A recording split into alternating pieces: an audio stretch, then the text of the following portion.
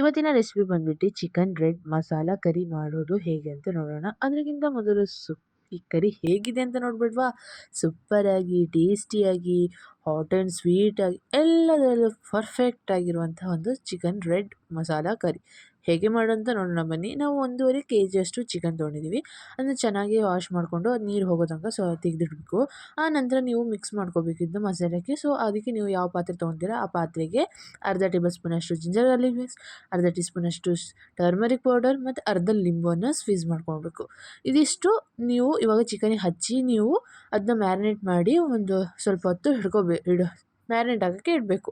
So ಇದನ್ನ ಹಚ್ಚಿ ಚೆನ್ನಾಗಿ ಒನ್ ಹವರ್ ಆದರೂ ನೀವು ಮ್ಯಾರಿನೇಟ್ ಆಗಬೇಕು. ಇದು 1.5 hour ಆದರೂ ಇದು ಮ್ಯಾರಿನೇಟ್ ಆಗಬೇಕು. ಚಿಕನ್ ಚೆನ್ನಾಗಿ ಮ್ಯಾರಿನೇಟ್ ಆಗಬೇಕು. ಚೆನ್ನಾಗಿ ಮಿಕ್ಸ್ ಮಾಡ್ಕೊಂಡು ಮ್ಯಾರಿನೇಟ್ ಇಡೋಣ. ಇವಾಗ ನಾವು ಮಸಾಲೆ ರುಬ್ಬಕ್ಕಿರೋದು ನೋಡೋಣ ಬನ್ನಿ.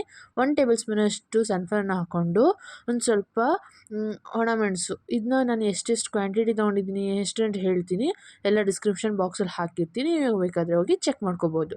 ಈಗ ಎಣ್ಣೆಗೆ ಸ್ವಲ್ಪ ಒಣಮೆಣಸನ್ನ ಹಾಕ್ಕೊಂಡು ಅದನ್ನ ಚೆನ್ನಾಗಿ ಫ್ರೈ ಮಾಡ್ಕೋಬೇಕು. ನೋಡಿ ಈಗ ಚೆನ್ನಾಗಿ ಫ್ರೈ ಮಾಡಿಕೊಂಡು ಅದು ಸ್ವಲ್ಪ ಹಿಂಗೆ ಈ ರೀತಿಯಾಗಿದ್ದರೆ ಒಂದು ಪ್ಲೇಟಿಗೆ ಸೈಡ್ ಮಾಡ್ಕೋಬೇಕು.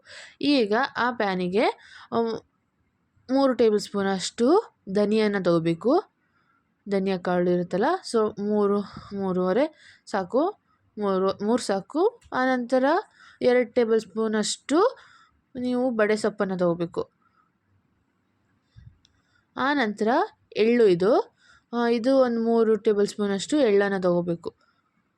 ಆನಂತರ 3ರಿಂದ 4 ಬಾದಾಮಿ ಮತ್ತು 7ರಿಂದ 8 ಗೋಡಂಬಿ, ಇದಿಷ್ಟನ್ನ ಹಾಕ್ಕೊಂಡು ಚೆನ್ನಾಗಿ ನೀವು ರೆಡ್ ಕಲರ್ ಗೋಲ್ಡನ್ ಕಲರ್ ಬರೋ ತನಕ ಚೆನ್ನಾಗಿ ಫ್ರೈ ಮಾಡ್ಕೋಬೇಕು. ಇದನ್ನ ಸ್ವಲ್ಪ ಫ್ರೈ ಆಗ್ತಾ ಇರುವಾಗ ನೀವು ಅರ್ಧ ಟೇಬಲ್ ಸ್ಪೂನಷ್ಟು ಗಸಗಸೆಯನ್ನು ಹಾಕ್ಕೊಂಡು ಅದನ್ನ ಸ್ವಲ್ಪ ಅರ್ಧ ಟೇಬಲ್ ಸ್ಪೂನಷ್ಟು ಗಸಗಸೆ ಹಾಕ್ಕೊಂಡು ಅದನ್ನ ಸ್ವಲ್ಪ ಫ್ರೈ ಇವೆಲ್ಲ ಸ್ವಲ್ಪ ಫ್ರೈ ಆಗಿದ ನಂತರ ಅದು ಲಾಸ್ಟಿಗೆ ಹಾಕ್ಕೋಬೇಕು. ಸ್ವಲ್ಪ ಅದನ್ನ ಹಾಕ್ಕೊಂಡು ಚೆನ್ನಾಗಿ ಫ್ರೈ ಮಾಡಿಕೊಂಡು ಅದನ್ನ ಒಂದು ಪ್ಲೇಟಿಗೆ ಎತ್ತಿಟ್ಬೇಕು.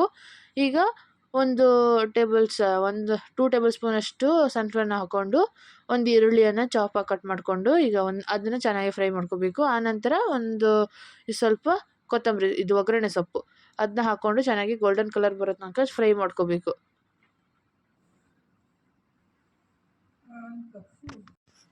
ಅದನ್ನಷ್ಟು ಫ್ರೈ ಮಾಡ್ತಾ ಇರುವಾಗ ಈಗ ಇದನ್ನೆಲ್ಲ ಗೋಲ್ಡನ್ ಕಲರ್ ಬರೋ ತನಕ ಚೆನ್ನಾಗಿ ಫ್ರೈ ಮಾಡ್ಕೋಬೇಕು. ನೋಡಿ ಈ ರೀತಿ ಆಗಬೇಕು. ಈ ರೀತಿ ಆದ ನಂತರ ಈಗ 1 ಕಪ್ಪಷ್ಟು ಕೊತ್ತಂಬರಿ ಸೊಪ್ಪು, ಅದನ್ನ ಚಾಪಾಗಿ ಕಟ್ ಮಾಡಿಕೊಂಡು ಅದನ್ನ ಹಾಕ್ಕೊಂಡು ಚೆನ್ನಾಗಿ ಫ್ರೈ ಮಾಡ್ಕೋಬೇಕು. ಇದೆಲ್ಲ ಆದಮೇಲೆ ಕೊತ್ತಂಬರಿ ಸೊಪ್ಪು ಹಾಕಿ ಚೆನ್ನಾಗಿ ಫ್ರೈ ಮಾಡಿಕೊಂಡು ಇದಿಷ್ಟೆಲ್ಲ ಆಗಿ ಈಗ ನಾವು ಏನೆಲ್ಲ ಫ್ರೈ ಮಾಡ್ಕೊಂಡಿದ್ವಲ್ಲ ಅದಷ್ಟನ್ನು ಸೇರಿ ನಾವು ಮಿಕ್ಸಿಗೆ ಹಾಕ್ಕೋಬೇಕು. ಈಗ ನೋಡಿ ಎಲ್ಲ ನೀವು ಒಣಮೆಣಸು ಎಳ್ಳು ಎಲ್ಲ ಮಾಡ್ಕೊಂಡಿದ್ವಲ್ಲ ಅದನ್ನಷ್ಟು ಹಾಕಿ ಚೆನ್ನಾಗಿ ನುಣ್ಣನೆ ರುಬ್ಬಬೇಕು. ನೋಡಿ ನೈಸ್ ರೀತಿ ರುಬ್ಬಬೇಕು, ಚೆನ್ನಾಗಿ ರುಬ್ಬಬೇಕು. ಈಗ ಸಾರು ಹೇಗೆ ಮಾಡೋ ಅಂತ ನೋಡೋಣ ಬನ್ನಿ. 6 to 7 ಟೇಬಲ್ ಸ್ಪೂನಷ್ಟು ಸನ್ಫ್ಲವರ್ನ ಹಾಕಿದ ನಂತರ ಈಗ 2 ಈರುಳ್ಳಿಯನ್ನು ಚಾಪಾಗಿ ಕಟ್ ಮಾಡ್ಕೋಬೇಕು. 2 ಈರುಳ್ಳಿ ಮತ್ತು 2 ಹಸಿಮೆಣಸನ್ನ ಚಾಪಾಗಿ ಕಟ್ ಮಾಡಿಕೊಂಡು ಅದನ್ನ ಹಾಕ್ಕೋಬೇಕು. ಈಗ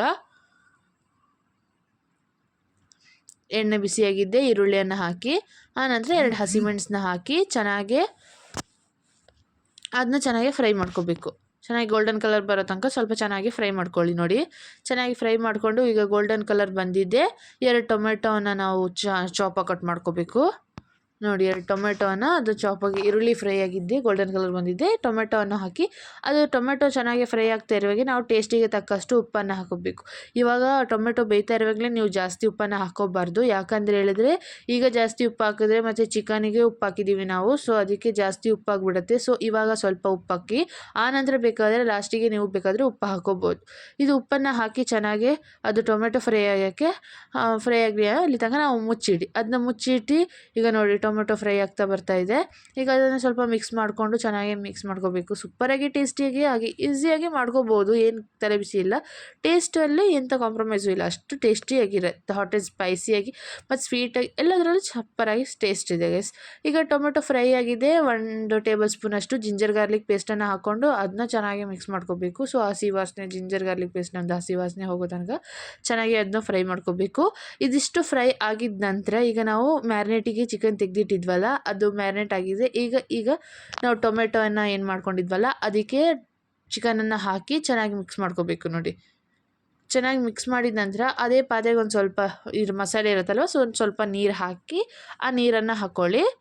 ನೀರನ್ನು ಹಾಕಿ ಚೆನ್ನಾಗಿ ಅದು ಸ್ವಲ್ಪ ಮುಚ್ಚಿಡಿ. ಅದು ಒಂದು ಸ್ವಲ್ಪ ಒಂದು ಕುದಿ ಬರೋ ತನಕ ನೋಡಿ, ಹೀಗೆ ಕುದಿ ಬರ್ತಿದೆಯಲ್ವ, ಸೊ ಅದ್ರ ತನಕ ನಾವು ಒಂದು ಹಾಫ್ ಹಾಫ್ ಟೇಬಲ್ ಸ್ಪೂನ್ ಸಾಕು ಗರಂ ಮಸಾಲೆನ ಹಾಕ್ಕೋಬೇಕು. ಹಾಫ್ ಟೇಬಲ್ ಸ್ಪೂನ್ ಗರಂ ಮಸಾಲೆನ ಹಾಕಿ ಮತ್ತು ಈಗ ನೋಡಬೇಕು ನೀವು ಟೇಸ್ಟಿಗೆ ಉಪ್ಪಿದೆಯಾ ಅಂತ ನೋಡಬೇಕು. ಇವಾಗ ಚಿಕನ್ ಹಾಕಿದ್ದೀವಲ್ಲ, ಸೊ ಅದಕ್ಕೆ ಉಪ್ಪಿಲ್ಲ ಅಂದರೆ ಸ್ವಲ್ಪ ಟೇಸ್ಟಿಗೆ ತಕ್ಕಷ್ಟು ಉಪ್ಪನ್ನು ಹಾಕಿದ್ರೆ ಆಯಿತು.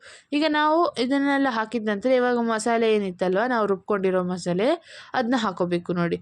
ಅದನ್ನ ಹಾಕ್ಕೊಂಡು ಚೆನ್ನಾಗಿ ಮಿಕ್ಸ್ ಮಾಡಿದ ನಂತರ ಆ ಮಿಕ್ಸಿಯಲ್ಲಿರುವಂಥ ಒಂದು ಮಸಾಲೆ ಇರುತ್ತಲ್ಲ, ಸೊ ಸ್ವಲ್ಪ ನೀರು ಹಾಕಿ, ಒಂದು ಜಾಸ್ತಿ ನೀರು ಹಾಕೋಬಾರ್ದು, ಯಾಕಂದರೆ ಚಿಕನಲ್ಲೇ ನೀರಿರುತ್ತೆ, ಸೊ ನೀರು ಬಿಟ್ಬಿಡುತ್ತೆ. ಸೊ ಅದಕ್ಕೆ ಸ್ವಲ್ಪ ನೀರು ಹಾಕಿ ಮಿಕ್ಸಿಯಲ್ಲಿರೋದು ಮಸಾಲೆನೆಲ್ಲ ತೆಗ್ದು ಇದನ್ನ ಸಾರಿಗೆ ಹಾಕಿದ್ರೆ ಆಯಿತು. ಇಷ್ಟೇ ಇರೋದು. ಆನಂತರ ಮುಚ್ಚಳವನ್ನು ಮುಚ್ಚಿ ಒಂದು ಕುದಿ ಬರೋ ತನಕ ಮುಚ್ಚಿದ್ರೆ ಆಯಿತು. ಈಗ ನೋಡಿ ಸಾರು ಆಯಿತು. ಇಷ್ಟೇ ಇರೋದು, ಈಸಿಯಾಗಿ ಮಾಡ್ಕೋಬೋದು. ಈಗ ಮೇಲೆ ಮಿಕ್ಸ್ ಮಾಡಿಕೊಂಡು ಈಗ ಮೇಲೆ ಗಾರ್ನಿಷಿಗೆ ಸ್ವಲ್ಪ ಕೊತ್ತಂಬರಿ ಸೊಪ್ಪನ್ನು ಹಾಕಿದ್ರೆ ಆಯಿತು. ಇಷ್ಟೇ ಇರೋದು. ಎಲ್ಲರೂ ಈಸಿಯಾಗಿ ಮಾಡ್ಕೋಬೋದು ಮನೆಯಲ್ಲಿ, ಬ್ಯಾಚುಲರ್ಸ್ ಆಗಲಿ ಎಲ್ಲರಿಗೂ ಇಷ್ಟ ಆಗುವಂಥ ಒಂದು ಚಿಕನ್ ಮಸಾಲ ಕರಿ, ರೆಡ್ ಚಿಕನ್ ಮಸಾಲ ಕರಿ. ಹಾಗೆ ಬೆಳಗಿನ ತಿಂಡಿ, ಮಧ್ಯಾಹ್ನ ಊಟಕ್ಕೆ ಎಲ್ಲದಕ್ಕೂ ಸೂಪರಾಗಿ ಟೇಸ್ಟ್ ಇದೆ. ಹಾಗೆ ಈ ವಿಡಿಯೋನ ಮೊದಲ ಟೈಮ್ ನೋಡಿದರೆ ಲೈಕ್, ಶೇರ್, ಕಮೆಂಟ್, ಸಬ್ಸ್ಕ್ರೈಬ್ ಮಾಡಿ. ಹಾಗೆ ಈ ಸಾರನ್ನು ಮಾಡಿ ನನಗೆ ಕಮೆಂಟ್ ಮೂಲಕ ತಿಳಿಸೋದು ಮಾತ್ರ ಮರಿಬೇಡಿ ಗೈಸ್.